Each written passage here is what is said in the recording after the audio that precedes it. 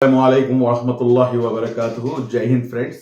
నేను అనేకమైనటువంటి ప్రసంగాల్లో అనేక సార్లు చెప్తూ ఉంటాను, వీరు కాకపోతే వారు, వారు కాకపోతే వీరు, ఈ వీరి వారి మధ్యలో నీ స్థాయి ఎక్కడ, నీ స్థోమత ఎక్కడ అని చెప్పేసి.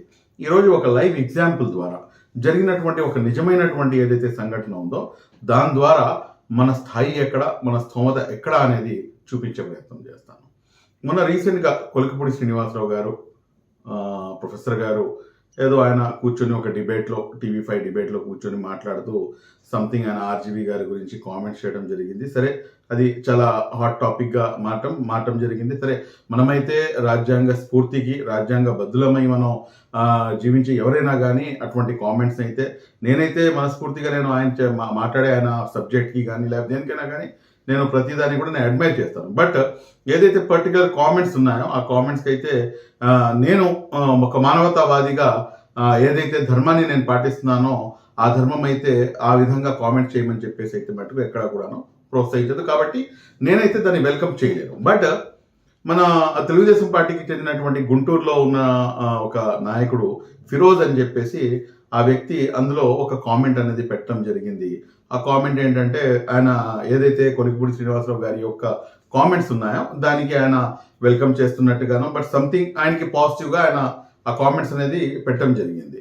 దానికని చెప్పేసి ఈరోజు ఆయనపై కూడాను, మన మిత్రుడు ఫిరోజ్ గారిపై కూడాను కేసు అనేది నమోదు చేసి ఈరోజు సిఐడి వాళ్ళు ఆయన్ని కూడాను అందులో ఒక విక్టిమ్గా యాడ్ చేయడం జరిగింది, ఒక నిందితుడిగా యాడ్ చేయడం జరిగింది. సారీ, ఇందులో నేను చెప్పదలుచుకుంది ఏమిటంటే, ఈరోజు మనం చూసుకుంటే కనుక కొలికిపూడి శ్రీనివాసరావు గారు ఏదైతే కామెంట్ చేశారో ఆయనకి గురించి మనం మాట్లాడటం కానీ లేకపోతే ఆయనకి అండగా మనం అందరం కూడాను నుంచుంటామని చెప్పేసి ప్రతి ఒక్కరం కూడాను irrespective of caste, creed and religion everybody is standing behind him.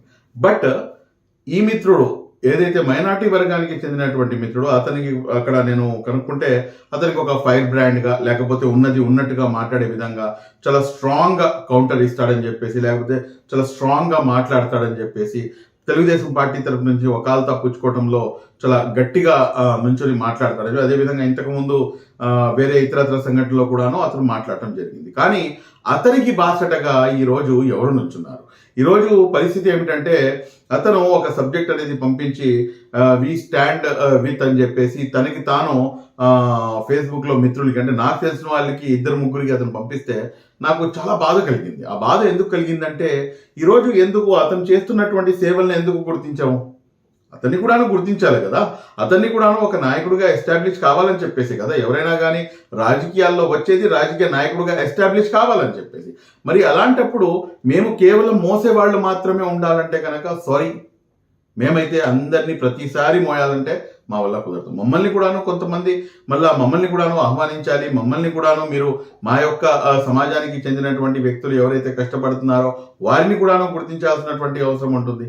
మరి ఆ విషయం ఎందుకని చెప్పేసి మళ్ళా ఇది చేయట్లేదు అనేది నాకైతే అర్థం కావటం లేదు. సరే, ఇప్పుడు ఆయన ఏదో చెప్పారని చెప్పేసి చెప్తున్నా, నేను దాన్ని అయితే పూర్తిగా ఖండించాను.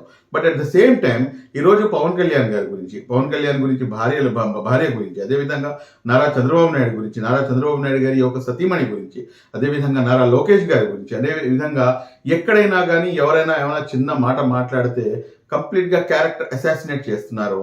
మరి దానిపై ఎందుకని చెప్పేసి సిఐడి స్పందించడం లేదో అర్థం కానటువంటి పరిస్థితి. కాబట్టి మిత్రులు, సోదరులు, ఇక్కడ నేను 2 అంశాలు ప్రస్తావించాను. ఒకటి, సరే అది జరిగింది తప్పు అన్నాను. రెండో వైపు ఏదైతే ఇది ఓన్లీ వన్ సైడ్గా ఉంది, అంటే కేవలం తప్పు చేసింది ఒక సెక్షన్ పీపుల్ ఉంటేనే దానిపై మీరు యాక్షన్ తీసుకుంటారు. కానీ మీకు ప్రశంసించే వాళ్ళు కనుక, మీకు అందలానికి ఎక్కించే వాళ్ళు కనుక మీకు మాట్లాడితే కనుక, ఇటువంటి తప్పుడు మాటలు మాట్లాడితే కనుక ఎక్కడా కూడాను యాక్షన్ అనేది ఉండదు. ఇది అత్యంత దౌర్భాగ్యపరమైనటువంటి పరిస్థితి.